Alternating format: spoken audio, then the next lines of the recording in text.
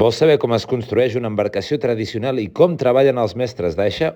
Una de les professions més antigues. Vam començar un curs de mestres d'aixa i vam dir de construir una embarcació. Avui visitem les drassanes i el taller d'Aixa.cat, una associació de mestres d'aixa amb actualment 35 socis que es dediquen a la restauració i a la construcció d'embarcacions tradicionals. I no només això, sinó també a la recuperació de la nostra memòria històrica marítima. Aquí el 1858, a Badalona, es va construir un gran veler, el Maria Assumpta, i es va enfonsar el 1995. Quan es va enfonsar, va arribar a ser el veler més antic de vela quadra. Es troben a la ciutat de Badalona, on tenen les seves modestes drassanes, en un espai cedit per la Marina de Badalona. Venim d'una altra associació, que és Amics del Quet Ciutat de Badalona, i des d'allà vam dir de construir una embarcació pel Quetx.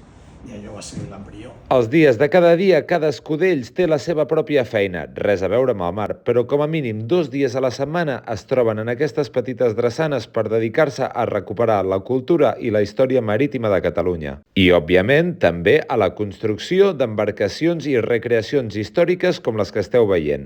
I quan es va enfonsar, portava a bord un bot auxiliar, que era el Pueblo, que és el que estem construint. Els nostres mestres d'aixa de Badalona asseguren que tothom és benvingut a les seves drassanes, independentment dels coneixements i del nivell de formació i habilitats. L'únic que cal són ganes d'aprendre. L'important és que vinguin, que s'apuntin com a socis i que vinguin aquí a treballar i a aprendre. A més, també van fent formacions sobre tot el que envolta aquest meravellós món i aquest ofici tan antic. Així que si us agradaria formar part d'aquest apassionant món, mireu la descripció i seguiu a Aixa.cat.